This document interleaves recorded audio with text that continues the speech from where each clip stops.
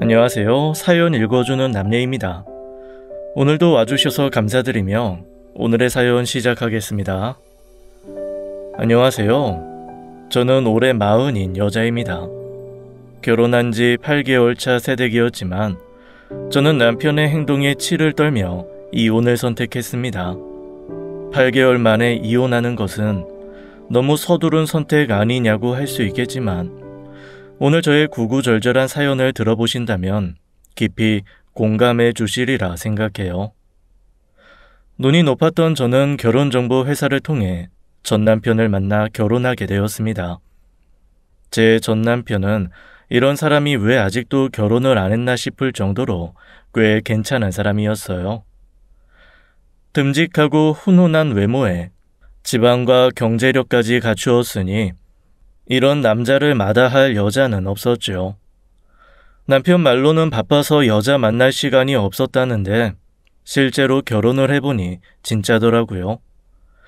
남편은 정말 사업하느라 눈코 뜰 새 없이 바빴어요.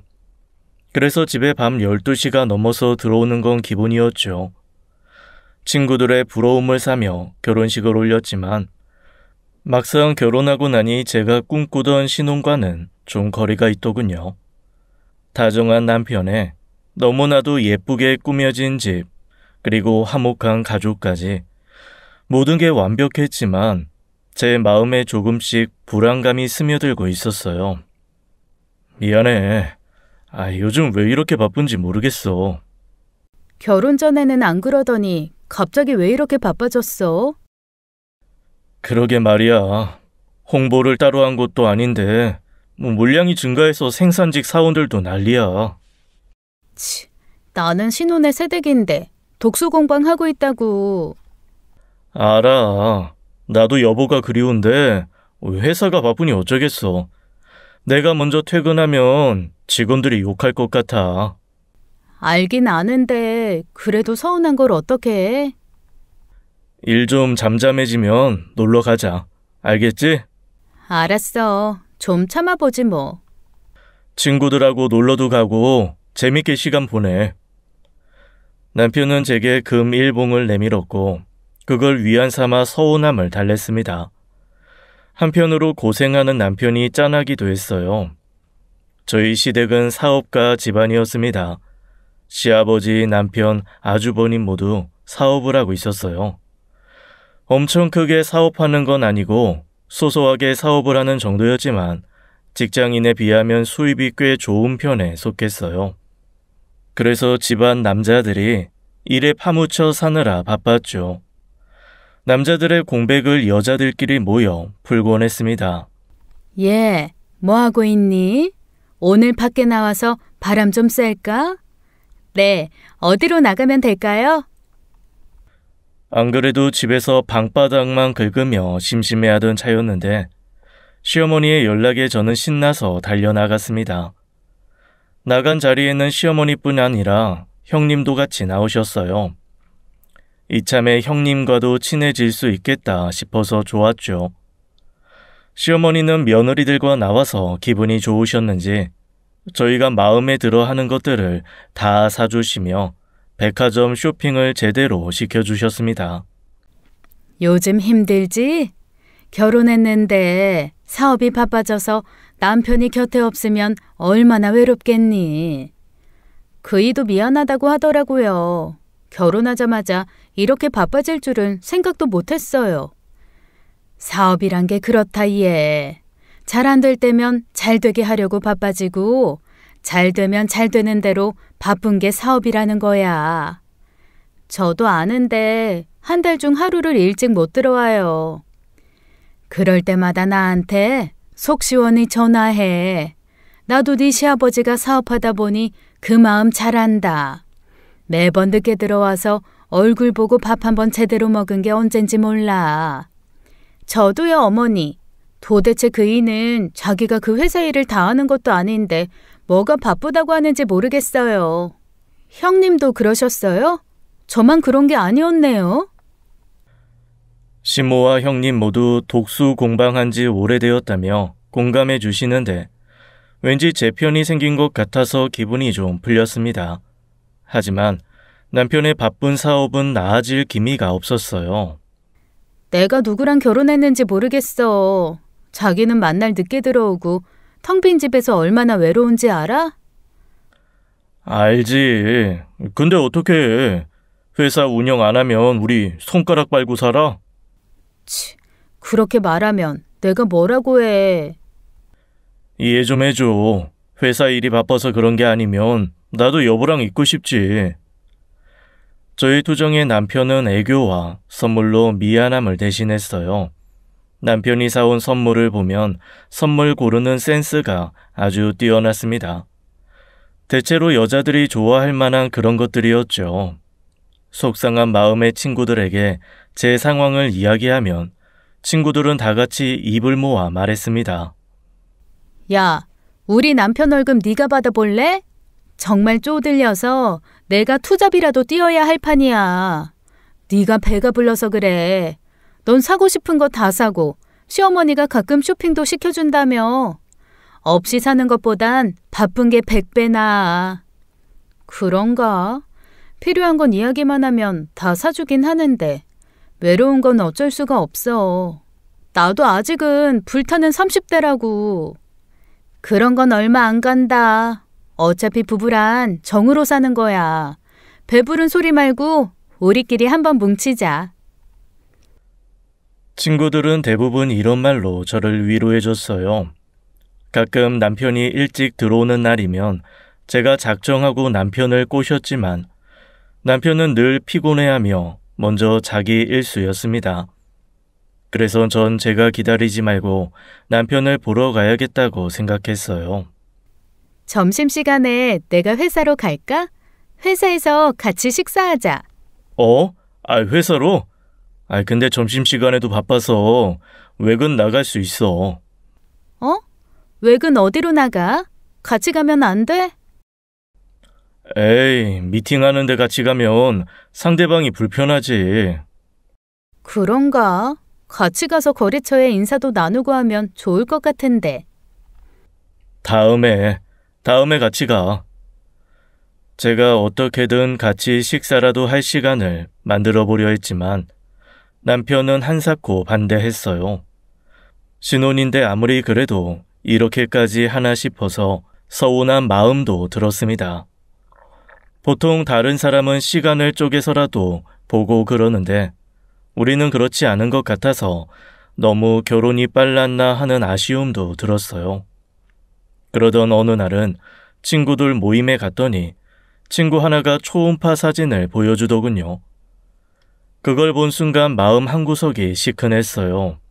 아무래도 지금 우리 부부 이대로는 안 되겠다는 생각이 들어 그날 남편을 붙잡고 이야기했죠. 우리도 2세를 갖자고요. 그랬더니 남편이 좀 놀란 표정이더군요. 아직은 일도 많이 바쁘고 난 당신이랑 우리 둘만 지내는 것도 나쁘지 않아. 정 당신이 나이가 많은 게 걱정돼서 그러는 거면 난자 냉동이라도 해보는 게 어때? 저희 닭달의 남편은 잠자리 대신 난자 냉동을 권유했습니다. 서운함이 배가 되었지만 한편으로는 그것도 방법이겠다 싶었어요. 그러던 어느 날 어머님, 형님과 함께 모임을 가진 날이었어요. 몇 차례 모임을 가져보니 형님의 성향을 대충 알겠더라고요. 알면 알수록 거리를 두고 싶은 사람이었죠. 아유, 저 요즘 너무 힘들어요. 주변 친구들이 그이가 잘 나간다며 밥 좀 사라고 하는 통에 이번 달에만 밥값을 100만 원 넘게 썼다니까요. 아무래도 사업이 잘 된다고 소문 들으면 그렇지. 그래도 너무 자랑하고 다니지 말거라. 사람들 속내는 알 수 없는 법이야. 제가 알리려고 한 건 아닌데 요즘 근황을 물어보다 보니까 그이가 너무 바쁜 이야기부터 나오게 되더라고요. 이날도 역시나 형님의 자랑이 시작되었어요. 형님은 항상 아주버님 사업이 더 잘 되는 것에 대해서 아주 자존감이 높았습니다. 좀 잊을만 하면 자랑을 해대는 형님의 말을 들으면서 같은 집안에서 저렇게 차별을 두고 싶을까 싶었어요. 동선에는 좀 어때? 회사는 잘 굴러가지? 네, 저희도 너무 바빠서 그이 얼굴 보기가 너무 힘들어요. 그래도 결혼하고 나서부터 바로 그렇게 바쁜 건 좀 그렇네. 회사가 어려운가? 그렇게 바쁘게 일하는 것 보면. 글쎄요, 잘 된다고 하던데요. 한 번씩 턱턱 돈 줄 때 보면 잘 안 되는 것 같진 않더라고요. 그래? 용돈은 얼마나 주는데? 우리 그이는 그냥 나한테 카드 주고 마음대로 쓰라고 하더라고. 저도 그렇긴 해요. 그런데 그렇게 힘들게 일하는데 제가 그 돈을 펑펑 쓰는 것도 미안하던데요. 회사가 잘 되는데 돈 쓰는 게 뭐가 미안해? 사실은 사업이 잘 안 돼서 돈 쓰는 게 부담되는 건 아니고? 마치 우리 집 사정을 캐묻듯이 말하는 형님 말이 좋게 들리지 않았습니다. 사실상 시아버지의 회사, 남편 회사, 아주버님 회사 중에서 아주버님의 회사가 가장 매출도 좋고 순이익도 좋다는 건 알고 있었습니다. 그렇지만 대놓고 자꾸 비교하고 무시하려는 형님의 그 어투가 거슬렸어요. 그이는 회사 더 키워야 된다면서 요즘엔 해외 출장도 다니면서 협력할 회사 찾는데 정말 바빠요. 해외까지 확장하려고 그런다니? 네, 어머니. 그이는 천상 사업가인가 봐요. 그저 그런 사업이었는데 이렇게 해외까지 확장하는 걸 보면 정말 수완이 좋아요. 그래, 정말 열심히 노력하는 건 인정할 만하지. 그렇다고 자만하면 절대 안 돼. 형님은 한숨 놓이시겠어요. 아주버님이 사업 확장하시면 더 잘 다지기만 하시면 되니까요. 한가해지실 수 있겠네요. 그렇겠지? 동서도 서방님 도와서 열심히 해봐. 또 알아? 서방님네 회사도 우리 그이 회사처럼 클 수 있을지. 형님은 처음부터 저를 그다지 좋게 보진 않았던 것 같아요. 형님이 저를 처음 만났을 때 그랬거든요. 예쁘장하게 생겼네. 남자들 많이 홀렸겠어. 칭찬이신 거죠? 딱히 그렇지만도 않았어요. 그런 덕에 좋은 사람 이제야 만났죠. 그렇지. 우리 서방님처럼 좋은 사람도 없어요. 우리 그이보단 못하지만. 네? 자기는 뭐 사업에 대해서 알기는 해? 사업에 대해서 아는 게 없어요. 젓가락도 짝을 잘 만나야 하는 건데 서방님이 혼자 힘드시겠어. 그러는 형님은요? 사업에 대해서 좀 아세요? 나도 뭐 대학에서 경영학 전공하고 대학원 다니다가 중퇴하긴 했어. 그래도 아무것도 모르는 자기보다야 난 잘 알지. 사업이 글로 배우나요 뭐. 저도 그 정도 지식은 있지만 그걸 사업에 대해서 안다고는 말 안 해요.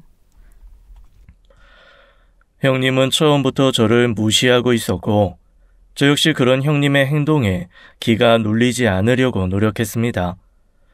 형님 같은 사람은 꼭 누군가를 무시하면 끝까지 짓밟으려고 행동한다는 것을 느낌으로 알았거든요. 제가 그렇게 나가자 형님도 기분이 나빴는지 한동안 말이 없긴 했습니다.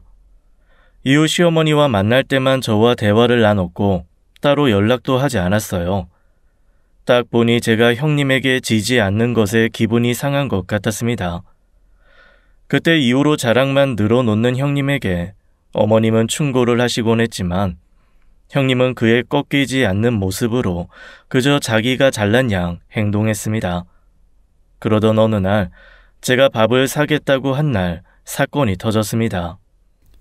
오늘 밥은 제가 살게요. 됐어. 그까짓 밥 얼마나 한다고. 아껴둬. 그보다 서방님 구멍가게 같은 가게 키워서 우리 그이처럼 대형 마트 정도 되면 한턱 내던가.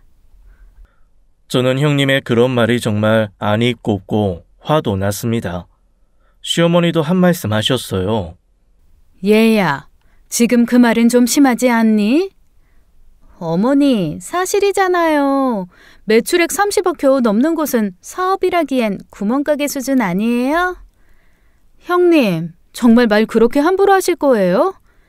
동서, 뭘 그렇게 발끈해.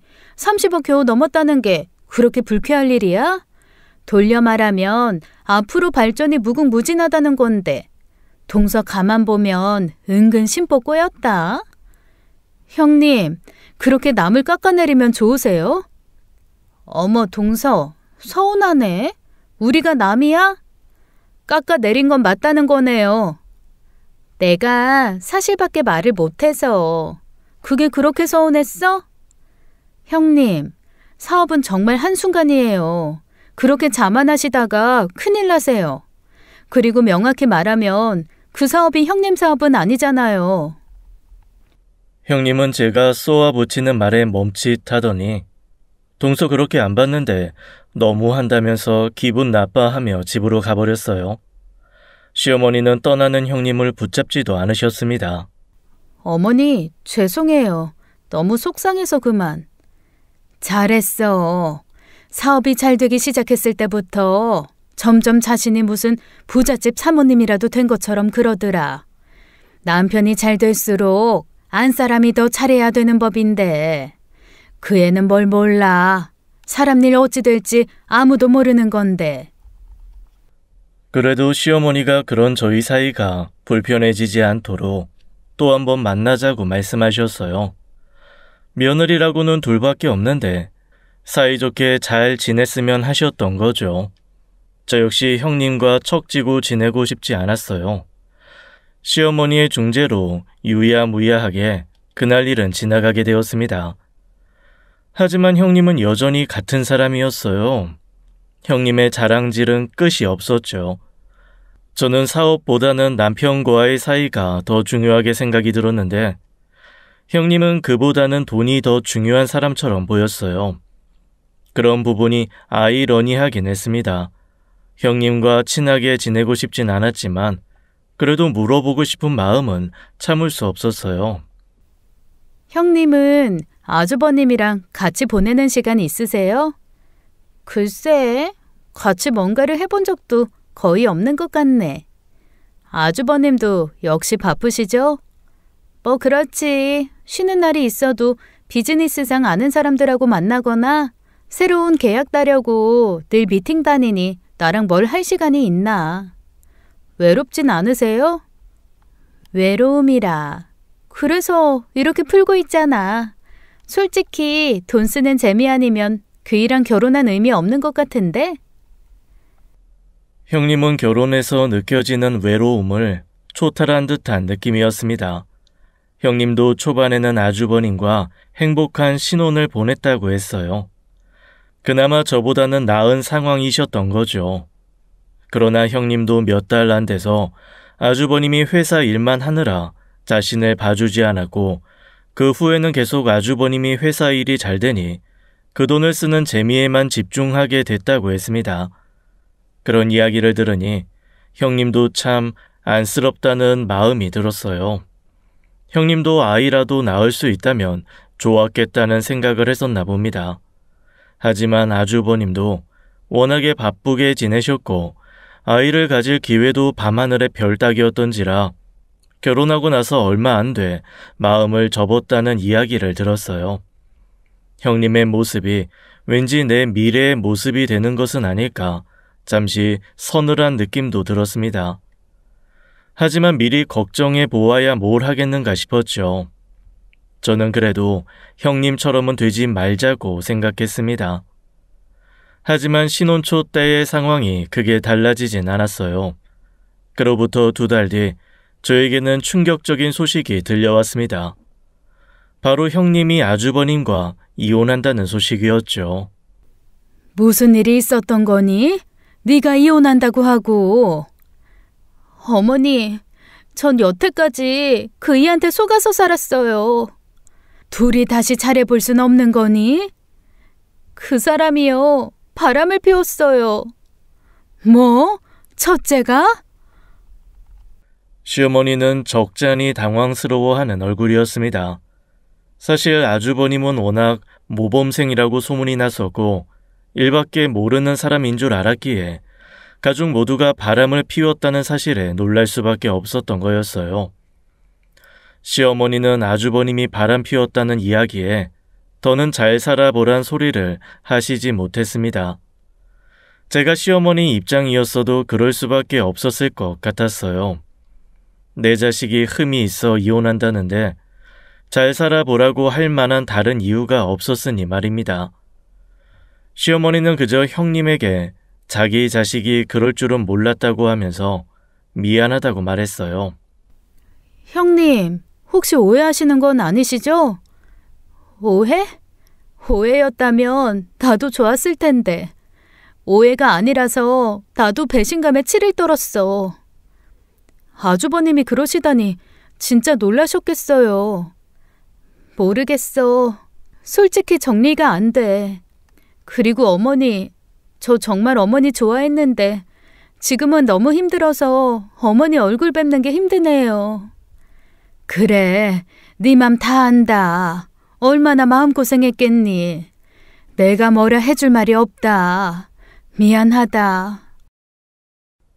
형님은 평소에는 그렇게 강한 척하고 자신만만하게 굴더니 아주버님의 바람 피운 사건 이후로 자신감도 확 가라앉아 보였습니다.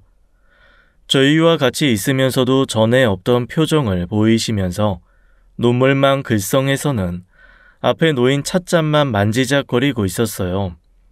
형님을 보면서 그동안 미워했는데 내가 미워해서 이렇게 됐나 하는 생각도 들었습니다. 그리고 한편으로 그 와중에도 궁금증이 일었어요.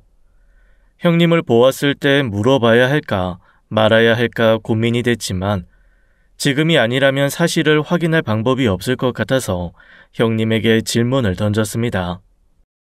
형님, 정말 속 많이 상하셨죠? 저 같으면 제정신이 아니었을 것 같아요. 어쩌다가 바람을 알게 되신 거예요?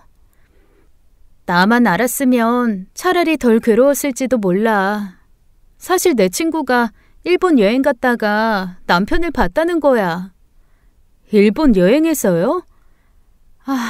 해외 쪽으로 사업 늘린다는 건 거짓말이었어. 사업차 일본으로 출장 간다곤 들었는데 너무 자주 갈 때부터 의심했어야 하는데. 일본에서 몰래 데이트를 즐기셨던 거였어요? 대놓고 데이트를 즐겼지. 그놈 일본 여자랑 바람났거든. 네? 저와 시모는 깜짝 놀라서 카페란 것도 잊고 크게 소리쳤어요. 남자들의 바람은 흔하게 볼 수 있다지만 일본인과 바람이 났다는 것이었습니다. 그것도 하필 형님의 친구분이 여행 간 곳에서 그 현장을 들켜서 밝혀졌다는 것도 신기할 노릇이었어요. 형님은 그동안 아주버님 자랑을 가족에게만 했던 것이 아니라 친구들에게도 늘 하고 계신 분이었습니다. 지난번 친구들에게 밥을 샀다고 했는데 그중 하나가 그 친구였던 거예요. 그 친구가 전화했을 땐 그럴 리 없다고 했어. 잘못 봤을 거라고 했지. 그 친구가 사진까지 찍어서 보내주는데 정말 억장이 무너진다는 소리가 이런 말이구나 싶더라고. 닮은 사람일 수도 있잖아요. 내가 사준 셔츠를 입고 갔는데? 형님이 보여준 사진에는 아주버님이 활짝 웃고 있는 얼굴로 어떤 여자의 허리에 팔을 감고 걷고 있는 모습이었어요. 제가 봐도 너무 행복해 보였는데 형님이 보았을 때는 얼마나 가슴이 찢어지는 사진이었을지 생각하니 민망했습니다. 그 사진을 보여주면서 형님은 참았던 눈물을 펑펑 흘렸어요. 저희에게는 당당하게 굴던 사람이 그 사진 한 장에 한없이 무너져 내리는 모습을 보니 안쓰러웠습니다. 시어머니는 미안한 마음에 눈물을 훔치며 먼저 일어나셨어요. 형님은 울면서 저에게 한풀이 하듯 말씀하셨습니다. 정말 난 그 사람 믿었어. 다른 사람이랑 이렇게 바람필 줄 알았다면 나도 혼자 그렇게 살지 않았을 거야. 그 사람 믿고 있었고 날 사랑한다고 생각해서 괜찮다고 위안하면서 살았던 건데 난 이제 누구도 믿을 수가 없어. 아주버님도 평생 후회하실 거예요. 아주버님도 형님에게 미안하다고 다신 안 하겠다고 싹싹 빌었다는데 형님은 아주버님과 살면 계속 그 기억이 날 것 같다고 했어요. 그리고 친구들에게도 아주버님이 바람나서 모든 것이 까발려진 상황이다 보니 어디 기댈 곳도 없고 너무 힘들다는 말만 이어나갔습니다. 그런 형님을 보면서 과연 형님에게 결혼 생활은 어떤 의미였을까라는 생각이 들면서도 바람 피는 놈 중 들킬 놈들은 어떻게 해서든 들키는구나 하는 생각이 들어 참 마음이 복잡했어요. 남편과 아주버님은 이후 이혼 절차를 밟았고 그동안 집의 분위기는 아주 최악이었습니다.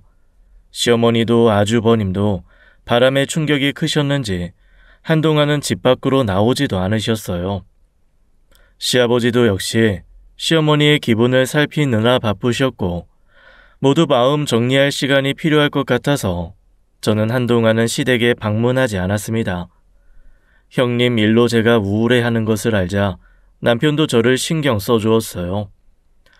바쁘다더니 간혹 일찍 와서 같이 밥도 먹고 저의 심기를 살피는 눈치였습니다.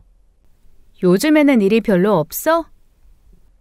아니, 일은 많은데 그래도 여보 기분이 제일 중요하지. 내가 삐져도 신경도 안 썼으면서. 그래도 당신이 형수하고도 잘 지냈는데 형수가 이혼하고 떠났으니 마음이 얼마나 적적할까 싶더라고. 같은 여자로서 마음이 좀 그렇더라. 아주버님 그렇게 안 봤는데 너무 실망이야. 그렇다고 형 있는 데서 티 내지 마. 지금 안 그래도 이혼해서 힘든데 가족 내에서도 미움받으면 기분이 어떻겠어? 좋겠어? 그 정도 눈치는 나도 있어. 남편은 아주버님의 바람 사건에 대해서는 아주버님 탓하지 않더라고요. 그런 모습을 보았을 때 왠지 아무리 바람 피워도 자기 가족이라고 감싸는 건가 싶기도 하고 한편으로는 남자는 남자의 마음에 공감하나 싶어서 괜히 묘하게 기분이 나빴습니다. 아무리 자기 형이어도 그렇지 바람 피운 사람의 편을 들어주는 건 아니라는 생각에 남편도 남자구나 싶어서 기분이 좀 그랬어요. 그러면서 형님이 마지막 가실 때 하셨던 말씀이 떠올랐습니다. 나도 그이가 그럴 줄은 몰랐어. 동서도 너무 안심하지 마. 남자란 인간들 다 거기서 거기야. 처음에는 형님이 나를 싫어해서 그런 말을 악담이라고 던지고 갔나 싶기도 했지만 아주버님처럼 얌전하다고 생각했던 분도 그렇게 뒤에서 호박씨를 까는데 괜찮다고 생각하다가 내가 뒤통수를 맞을 수도 있겠다고 하는 생각이 스치듯 지나갔습니다. 그러던 어느 날 차를 끌고 나가야 할 일이 생겼어요. 친정 엄마의 급한 부탁에 운전 초보인 제가 집을 나선 거였죠.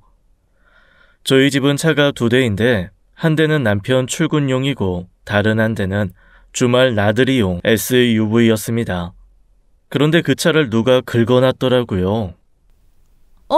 이게 뭐야? 누가 차를 긁어놨지? 블랙박스 확인해서 신고라도 해야겠다. 범인을 잡으려고 집으로 올라와 블랙박스를 확인했어요. 그리고 전 기겁하고 말았습니다. 너 네 형처럼 안 걸리게 조심히 만나. 걱정하지 마세요. 집사람은 의심조차 안 해요. 제 귀에 들려온 목소리는 다름 아닌 시아버지와 남편이었어요. 남편이 운전 중에 시아버지와 스피커폰으로 통화를 하고 있었죠.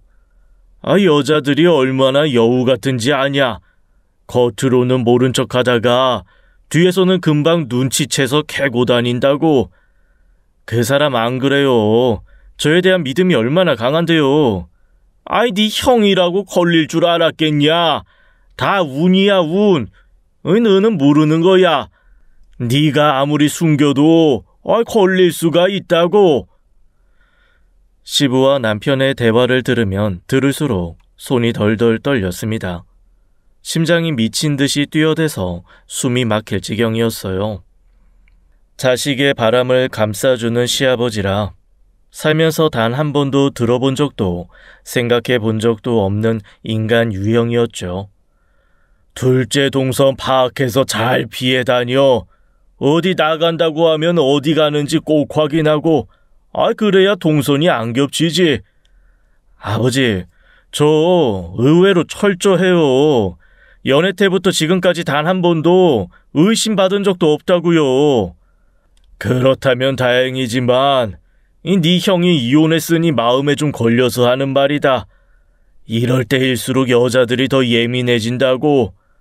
형은 좀 어설프긴 했어요. 요즘 일본에 우리나라 사람이 얼마나 많은데. 들키려고 하면 어디서든 들킬 수 있는 거야. 조심해. 들꽃에만 물 뿌리지 말고 집에 있는 꽃에도 시간 될 때마다 물 좀 주고. 둘의 대화에서 양심이라고는 찾아볼 수 없었습니다. 시부와 남편이 자신들의 무용담을 이야기할 땐 제 귀가 썩는 기분이었어요. 바람 피우고도 걸리지 않는 걸 대단한 자부심처럼 여기는 부자라니 두 인간에게 너무 분노가 치밀어 올랐습니다. 며느리들 앞에서는 매너 있는 척하던 시부의 이중인격의 치가 떨렸네요. 저는 증거 수집부터 해야 했습니다. 블랙박스를 모조리 다 뒤졌어요. 파면 팔수록 불편한 진실이 쏟아져 나왔죠. 이번에 우리 어디로 가지? 조금 멀리 가볼까? 근처에서는 회사 사람들한테 걸릴까봐 걱정돼. 그랬어? 응, 저번에 김 대리님이 나 봤다고 하는데 심장이 철렁했어. 아이, 걸린 건 아니겠지? 다행히 오빠가 화장실 갔을 때 보고서 지나쳤나 보더라고. 다음부터는 좀 더 조심해야겠다. 아이, 오빠, 그냥 이혼하고 나랑 살면 안 돼? 나 새벽에 오빠 가고 나면 외로워. 나도 그러고 싶지. 그런데 아직은 상황이 좀 그래. 우리 아기 조금만 기다려. 대신 오빠랑 곧 해외여행 가자. 진짜? 너무 좋아. 오빠 사랑해. 남편과 내연녀는 저희 부부보다 더 가까운 사이처럼 보였습니다. 그리고 대화 내용을 보니 그 여자는 남편의 회사에 새로 들어온 신입 여사원 같았어요. 일전에 한번 남편이 신입사원을 뽑았다는 소리를 들은 적은 있었는데 그중 하나가 바로 그 여직원이었나 봅니다. 어쩐지 제가 회사에 간다고 했을 때도 그렇게 싫다고 하더니 자기의 내연녀가 회사에 있으니 저를 데려갈 수 없었던 것이었겠죠. 그런 남편을 생각하니 손이 부들부들 떨리면서 너무 억울했습니다. 결혼한 지 한 달 만에 바쁘다면서 저와는 시간을 잘 보내지 않았던 남편은 제가 아닌 그 내연녀와 행복한 시간을 보내고 있던 거였죠. 매일 늦게 오던 것은 그 내연녀와 밤을 같이 보내다가 새벽에만 슬쩍 집으로 들어와서 옷 갈아입고 바쁜 척 출근하는 모습을 보였던 겁니다. 그렇게 열심히 바람을 피우다니 그 정성이 대단해 보이기까지 했어요. 저는 그 블랙박스들을 보면서 한 가지 의문이 생겼습니다. 그럴 거면 처음부터 결혼하지 말지. 왜 저와 결혼해서 나를 이렇게 힘들게 만드나 하는 생각이 들었어요. 그리고 블랙박스를 복사해서 내연녀와 함께 한 시간대와 남편이 저에게 보낸 카톡들을 같이 뒤져보고 타임라인을 적어놨습니다. 주말에 나간 날은 대부분 SUV를 끌고 나갔기에 그 내연녀와 차에서 있는 시간대가 많았어요. 제 연락을 받지 않았을 때는 그 내연녀와 깊은 시간을 보내고 있었던 때였습니다. 그리고 보면 이상한 것들이 한둘이 아니었어요. 회사 전화가 무슨 밤에 걸려오고 심각한 일도 아닌 것 같은데 남편은 늘 나가서 전화를 받기도 했었습니다. 그리고 들어올 때는 표정이 한껏 신나 보였어요. 회사 일이 그렇게 재미냐는 저의 물음에 남편은 잘 돼 가니까 기분이 좋다면서 콧노래까지 불렀습니다. 밤에 누군데 그렇게 통화를 해? 거래처 사람. 우리 쪽 거래 물량을 좀 더 늘리고 싶다고 하네. 그걸 꼭 밤에 연락해야 된대? 뭘 그렇게 예민하게 굴어. 회사 잘 돌아가면 여보에게도 좋은 일 아니야? 그건 그렇지만 그래도 이 시간에 연락하는 건 좀 오버 아닌가 해서 그렇지. 다 잘 해결됐으니 어서 잠듭시다. 이리 와. 그렇게 통화를 마친 남편은 기분이 좋은지 저를 안고 잠이 들었는데 그게 다 그 내연 여와의 사이가 좋아서 그랬던 거였어요. 저를 품에 안고 그 여자와의 데이트를 꿈꿨을 남편을 생각하면 정말 딱 죽지 않을 정도로만 때려주고 싶다는 생각이 들었습니다. 제가 혼자 열을 받는 상황에서도 남편은 회사에서 그 여자와 무슨 짓거리를 하고 있을지 상상도 하기 싫었어요. 저는 사실 바람 피우는 사람들이 아내가 싫어서 바람을 피우는 줄 알았습니다. 그런데 마주한 현실에서는 제가 싫어서 바람을 피운 것이 아니었어요. 아내는 이미 잡힌 물고기고 새로운 여자가 자기가 유부남이라는 걸 알았음에도 오빠 오빠 거리며 달라붙는 게 좋았던 겁니다. 두 사람의 대화를 보면 가관이었어요. 그 여자는 저와는 달리 적극적으로 애교를 잘 부리면서 남편을 계속 유혹하고 있었습니다. 남편은 그게 무엇이든 상관없다는 듯이 그저 행복해 보이기만 했고요.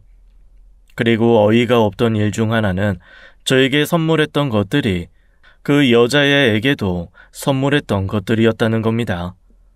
자, 이거 선물이야. 뭐야?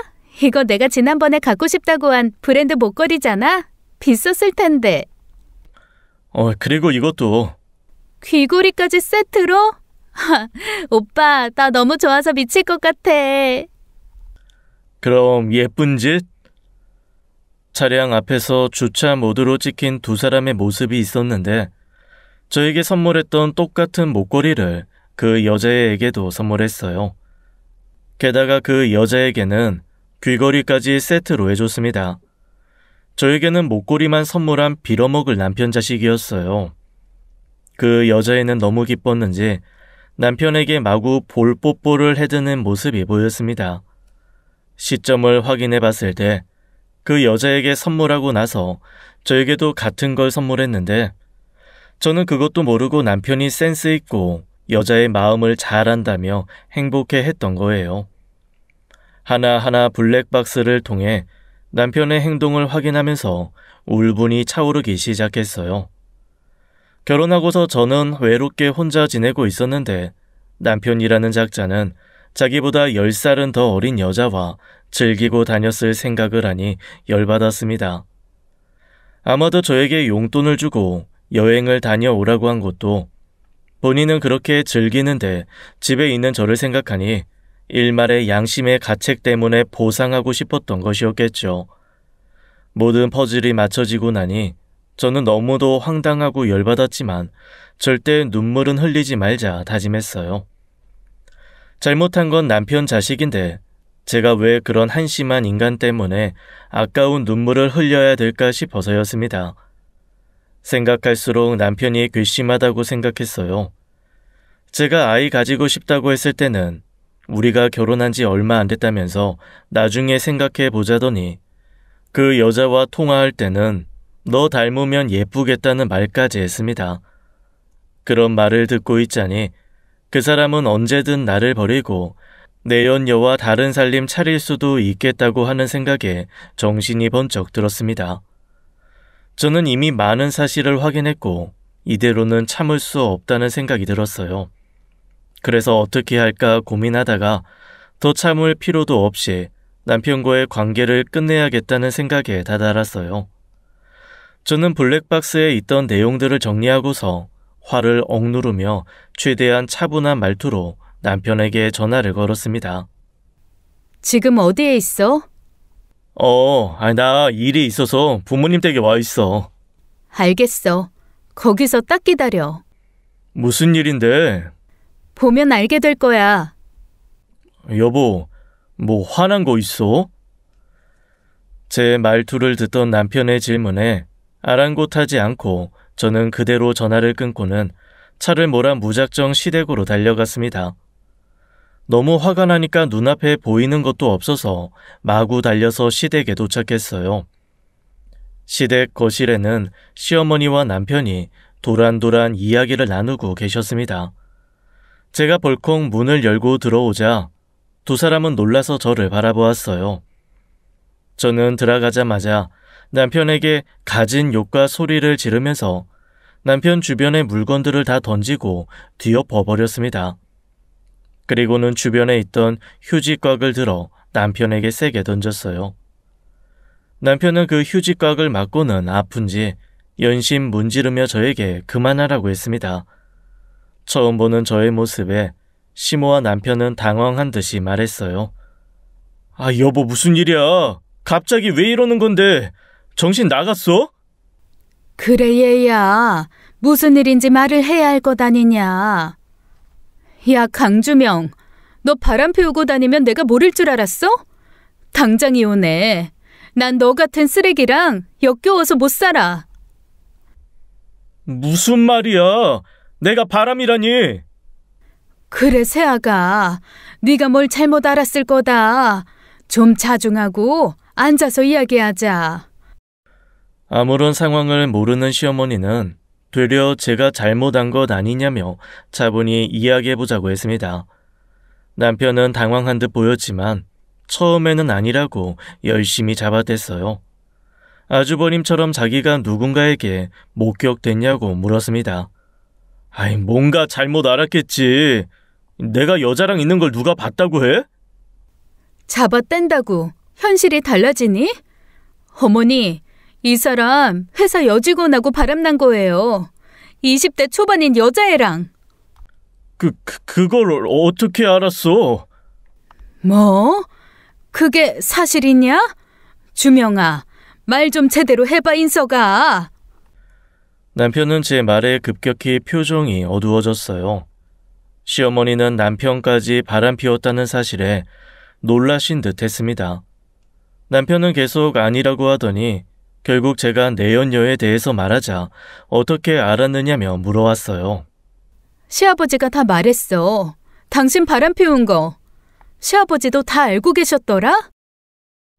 아버지가? 내가 비밀로 해달라고 했는데 어떻게 그럴 수가 있어? 이런 상황에서까지 그런 말이 나오니? 말 안 하셨으면 평생 안 들킬 거라고 자신만만했겠네. 그런 거 아니야. 잠깐만 만나고 헤어지려고 했어. 그걸 말이라고 하는 거야? 정신 나간 자식아. 남편은 어이없게도 시아버지가 자신의 비밀을 지켜줄 거라 생각했나 봅니다. 물론 제가 남편을 떠보려고 일부러 그렇게 말했지만 남편은 시아버지가 자신의 비밀을 말했다고 생각하고 크게 오해했어요. 그 순간 외출하셨던 시아버지가 들어오셨습니다. 남편은 자신의 화를 참지 못하고 시아버지에게 화를 내기 시작했어요. 아버지, 어떻게 그 사실을 다 말할 수가 있어요? 예? 무슨 소리야? 내가 뭘 말해? 저는 아버지 바람난 거 비밀로 지켜주고 있는데 왜 아버지는 며느리에게 제가 바람난 거 다 알렸냐고요? 제가 이혼이라도 하길 바라셨어요? 뭐야? 나 아무 말도 하지 않았다. 이 사람이 아버지께 들었다고 다 말했다고요. 남편과 시부는 싸우기 시작했고 그 대화 속에서 저는 더 큰 사실을 깨달았습니다. 네, 이게 무슨 조화인지 아주버님에 이어 제 남편 그리고 시아버지까지 모두 바람을 피우고 있었다는 사실이었어요. 지금 뭐라고 했니? 네 아버지도 바람을 피워? 내가 뭐라고 했지? 아니야 여보. 얘가 지금 실성해서 잘못 말한 거야. 거짓말 마. 둘이서 바람 피면서 서로 비밀을 지켜주고 있다고 나는 분명히 들었어. 진정 좀 해. 아니라니까. 시모는 제 남편이 바람났다는 사실에 경악하고 있었는데 거기에 시부까지 바람났다는 말을 듣고는 이성을 잃으신 듯 했습니다. 주방으로 달려가시더니 프라이팬을 들고 오셔서는 시부의 얼굴을 갈기셨어요. 시부는 프라이팬에 맞고는 쌍코피를 흘리시면서 시모의 바지가랑이를 잡고 한 번만 자기 말을 들어보라며 애원하셨습니다. 오늘 한번 죽도록 맞아봐. 여태껏 바빴던 게 계집애한테 빠져서 그랬어? 그래, 오늘 너 죽고 나 살자. 여보, 한 번만 이해해줘. 우리가 같이 산 세월이 몇십 년이야. 그 세월을 배신한 게 바로 당신이야. 알아? 시모는 아들들이 바람났다는 사실보다 시부가 바람났다는 사실에 100배는 더 화가 난 듯 했습니다. 게다가 아들이 바람났다는 것을 알면서도 서로 숨겨주기 급급했다는 사실에 인간도 아니라며 시부를 쥐잡듯이 팼어요. 남편 역시 자기가 어린 여자에게 잠시 미쳤었다고 말하며 정말 사랑하는 건 저라고 매달렸어요. 저는 그런 남편의 말 따위는 들리지도 않았습니다. 제가 블랙박스에서 본 것이 다 있는데 남편이 저를 사랑한다는 말을 믿을 수가 있었을까요? 어린 여자랑 노니까 그렇게 좋디? 어떻게 밤낮을 구분 못할 정도로 그렇게 다녔어? 나랑 사귈 때는 그렇지도 않더니만. 그게 네 찐사랑일지도 모르니까 그 여자애랑 재혼이나 해. 이혼 서류 곧 보낼 테니까 각오 단단히 하고. 무슨 소리야? 아니, 난 그 애랑 결혼 생각하지도 않았어. 걔가 날 꼬셔서 그렇게 된 거야. 난 그런 것 따위 상관 안 해. 결론만 볼 테니까 그렇게 알아. 인형아, 인형아 제발 나 한 번만 믿어줘. 어? 저는 그렇게 뒤에서 저를 붙잡는 목소리를 뒤로 하고 나와 버렸습니다. 그리고 친정에 가서 상황 설명을 했어요. 갑자기 딸이 이혼한다고 하니 놀란 듯 하셨지만 상황상 참고 살라고 말할 수 없겠다며 부모님도 제가 원하는 대로 하라고 하셨습니다. 처음부터 걱정되는 결혼은 시키는 게 아니었는데 내가 미안하구나. 엄마가 뭐가 미안해. 내가 너무 섣부르게 판단한 거지. 결혼정보 회사도 사람 인성까지는 모르니까 누굴 탓할 수도 없겠구나. 속이려고 하면 얼마든지 속이겠지. 누굴 탓하겠어? 내가 사람을 쉽게 믿었으니 내가 해결해야지. 너무 속상해하지 마. 엄마는 늘 네 편이야. 친정 엄마는 저에게 너무 기죽지도 말고 어차피 엎질러진 물이라면 제대로 수습 잘해서 앞으로의 인생을 잘 준비하자고 하셨어요. 감정이 너무 앞서기도 했고 참을 수 없는 배신감에 남편에게 이혼하자고 질렸지만 두려움이 없었던 것은 아니었습니다. 결혼한다고 한 지 얼마 안 돼요. 이혼한다고 하면 세간의 시선도 그렇고 잘 산다고 알고 있는 이들의 동정 어린 마음도 불편하게 느껴졌어요. 그저 한 사람과 결혼했다가 이혼한 것이지만 왠지 세상에 홀로 버려지는 느낌도 이혼 후 달라질 삶도 두렵게 느껴졌습니다. 하지만 친정 부모님의 따뜻한 말에 저는 힘을 얻을 수 있었어요. 평생 고생하면서 속 썩고 사는 것보다는 차라리 빨리 알았으니 정리하고 새로운 삶을 더 열심히 살면 된다는 말에 용기를 얻었습니다. 저는 그 길로 변호사를 만나서 상담했고 변호사는 소송에서 이길 확률이 높다는 답을 주었어요. 그 말을 들으니 더 자신감이 생겼습니다. 남편에게서는 계속 전화가 왔지만 모두 차단하고 받지 않았어요. 아마도 제가 그렇게 차갑게 하는 모습에 남편도 엄청나게 놀랐던 것 같습니다. 긴 상담을 마치고 집으로 갔더니 남편이 기다리고 있었어요. 사실 집으로 들어갈까 말까 고민했지만 잘못은 남편이 했으니 제가 그 상황을 피하면 안 된다고 생각했습니다. 그래서 들어갔더니 남편은 계속 저에게 말을 걸어왔어요. 저는 남편에게 최소한의 양심이 있다면 이혼을 받아들이라고 했습니다. 우리 아직 1년도 안 됐는데 꼭 이혼해야겠어? 그게 무슨 상관이야? 헤어질만 하면 헤어지는 거지. 우린 연인이 아니라 부부잖아. 한 번만 봐주면 내가 평생 자기를 위해서만 살게. 난 한 번 배신한 사람은 보고 싶지 않아. 최소한 양심이 있다면 여기서 그만두자. 바람 피운 건 진짜 미안한데 정말 걔를 사랑해서 그런 건 아니야. 저는 남편의 말을 듣는 것 자체가 곤욕이었어요. 그래서 남편에게 빨리 짐을 싸라고 하고 집에서 나가라고 밀쳐냈습니다. 남편과 같이 있으면 제가 미쳐버릴 것 같았어요. 남편은 일단은 시댁에서 지내겠다면서 마음이 풀리면 연락 달라고 했습니다. 남편이 나가고 나서 저는 혼자서 생각 정리를 많이 했어요. 친정 부모님하고 이야기하고 나서 괜찮아졌다 생각했지만 혼자 있을 때 밀려오는 감정은 어쩔 수가 없었습니다. 울지 말자 했지만 터져 나오는 눈물과 속상함이 밀려왔어요. 저는 그날 집에 있던 남편과의 추억들을 모두 정리해서 쓰레기 봉지에 담아버렸습니다.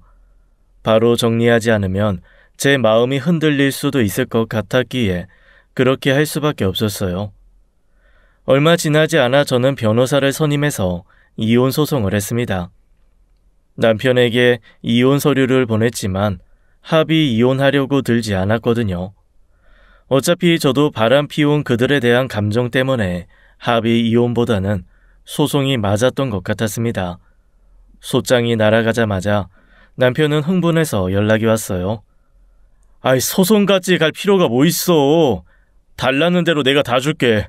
그러니까 이혼 말고 나랑 1년만 더 살아보자. 내가 잘할 테니까. 이미 난 마음 결정했어. 돈이 중요한 게 아니야. 널 믿었던 내가 너무 부끄럽고 바보 같아.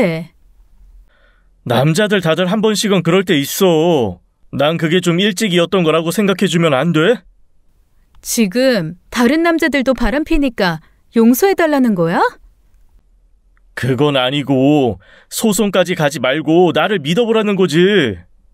널 믿느니 지나가는 똥개를 믿겠다. 블랙박스 영상 한번 꼭 다시 돌려봐. 저는 냉정하게 전화를 끊었습니다. 이후 소송에서 저는 그들을 이기고 이혼하였습니다. 8개월간의 짧은 결혼 생활이었지만 남편은 유책 배우자였기에 저에게 만만찮은 위자료를 줘야 했어요. 또한 저는 거기서 그치지 않고 남편과 바람난 그 상간녀에게도 위자료를 받았습니다. 그 상간녀는 어렸지만 인생 공부 톡톡히 했을 그거로 생각해요. 아무리 돈이 좋아도 그렇지 유부남을 만나다니 비싼 과외비를 물었다고 생각하길 바랬습니다. 남편은 소송 후에 그 내연녀에게도 차였는지 한 번은 술 먹고 전화가 왔었어요. 하나 저는 바람 피웠던 사람은 인간으로도 취급하지 않는다고 딱 잘라 거절했습니다. 저희가 이혼하고 나서 시모에게서 연락이 왔어요. 사실 저에게 무슨 이야기를 하실까 걱정됐는데 시모는 쿨하게 말씀하셨습니다. 예, 어쨌든 네 덕에 파렴치한 놈과 내가 이혼했다. 이 나이라도 이혼해서 잘 살아보려고 해. 내 아들놈이 못나서 너도 이혼 경력까지 단 게 미안하지만 그래도 잘 살기를 응원하마. 어머니도요. 저 어머니 많이 의지한 거 아시죠? 앞으로의 인생은 행복하게만 사세요. 고맙다. 잘 지내거라. 시어머니는 시아버지와 한참을 싸우다가 결국 이혼하셨다고 했어요. 시어머니는 시아버지에게 위자료를 톡톡히 받았다고 하셨습니다. 어떻게 그럴 수가 있냐고 물었더니 사실 시아버지가 운영하던 회사도 다 시어머니 집안에서 자금을 대주었던 거였어요. 시어머니가 티를 내진 않았지만 시댁의 쩐주는 바로 시어머니였다고 합니다. 시어머니 집안이 아주 부자였었는데 가난한 시아버지를 만나서 결혼하는 시어머니가 안쓰러워 집안에서 회사를 운영하게끔 지원을 해주셨던 거였죠. 그렇다고 시아버지가 엄청난 사업 수완이 있지는 않으셨는지 그 사업을 그럭저럭 이어가고 계셨는데 그마저도 이혼하면서 회사에 있던 지분을 빼앗기고 마신 거였습니다. 시어머니는 그 돈으로 노후 준비와 여행을 다니며 에세이 작가를 목표로 사시겠다고 하셨어요. 시아버지와 두 아들들이 모두 이혼하자 회사에서도 그들을 보며 이상한 소문이 돌기도 했다고 합니다. 바람을 피운 데다가 더해서 여자 관계가 문란하고 이상한 업소에도 드나든다는 식의 카더라가 무성해져 버린 것이죠. 그래서 회사의 기강이 잘 잡히지 않아 다들 고생하고 있다고만 들었습니다. 생각해보면 결국 그 집안 남자들은 모두 다 바람이 나서 이혼을 하게 되다니 참 아이러니하지 않나요? 이혼이 흠은 아니지만 아무리 생각해도 저는 바람 유전자가 있다는 생각이 듭니다. 그렇지 않고서야 어떻게 한 집안에서 세 남자가 모두 바람을 피워서 이혼당할 수가 있겠어요? 결혼 초반에는 저도 아이를 빨리 가지고 싶었는데 아이를 낳지 않는 것이 오히려 잘 됐다는 생각이 드네요. 만약 제가 아이를 낳았는데 남편의 유전자를 물려받아 커서 바람 피웠다면 정말 골칫덩이였을 거라 생각합니다. 저는 이혼 후에 위자료로 다른 지역으로 집을 사서 이사했어요. 남편과 다시 마주치고 싶지도 않았고 40살이라는 제 나이에서 터닝 포인트를 가져야 한다고 생각했습니다. 그리고 그 지역을 이사하면서 다니던 직장을 그만두게 됐는데 최근에는 지인과 함께 작은 가게를 하나 시작해서 장사에 맞들이고 있어요. 새로 오시는 손님들 맞이하고 물건을 손수 골라서 떼다 팔기도 했는데 재미도 있고 어떻게 보면 저와 적성도 잘 맞는다는 생각이 들었습니다. 전 남편을 만나서 결혼하고 8개월 만에 이혼해서 비록 이혼료 딱지가 붙긴 했지만 그로 인해서 제 인생은 참 많이 바뀌었던 것 같아요. 그 일이 없었더라면 지금의 제 모습도 없을지도 모릅니다. 물론 이혼하지 않는 것이 가장 좋고 바람 피는 사람을 만나지 않는다면 더 좋았을 테지만 이미 지나간 일에 대해서 걱정하며 살기에는 인생이 너무 짧은 것 같아요. 저는 지금 사는 제 인생에 너무나도 만족하고 있답니다. 혹시라도 남편이 바람 피워서 힘드신 분들이 있나요? 이혼하고 싶지만 쩔쩔매고 계신 분들 있으실지도 모르겠습니다만 분명한 건 내가 나를 믿고 지켜야 한다는 것 같습니다. 두려운 마음을 이겨내면 새로운 미래가 열리기도 해요. 힘들다고 해서 주저앉아 있지 마시고 자신이 원하는 삶을 위해 달려나가시길 바랍니다. 저도 그 힘든 시간을 이겨내고 아주 행복하게 살고 있으니까요. 제 행복을 나눠주는 사람이 되고 싶어요. 그리고 이혼했다고 해서 창피하거나 흠이 있는 것도 아닙니다. 친구들은 가끔 이혼 이야기가 나오면 제 눈치를 보기도 해요. 하지만 이혼하고 싶어서 이혼한 것이 아니라 상황 때문에 그렇게 됐다면 그것마저도 받아들여야 한다고 생각합니다. 그래서 저도 친구들이나 새로운 사람을 만날 때 이혼했다고 숨기지 않고 말을 해요. 누군가의 배신에 상처받았지만 그만큼 더 꿋꿋하게 잘 살아가고 있는 제가 자랑스럽답니다. 오늘 제 이야기를 들어주신 많은 분들께도 행복한 일만 있으시길 바라면서 이만 글을 마쳐보려 해요. 항상 자신을 먼저 생각하는 행복한 삶을 사시길 바랍니다. 들어주셔서 감사합니다. 지금까지 사연 읽어주는 남녀였습니다. 끝까지 함께 해주신 여러분 감사드리며 저희는 다음 사연으로 돌아올게요. 감사합니다.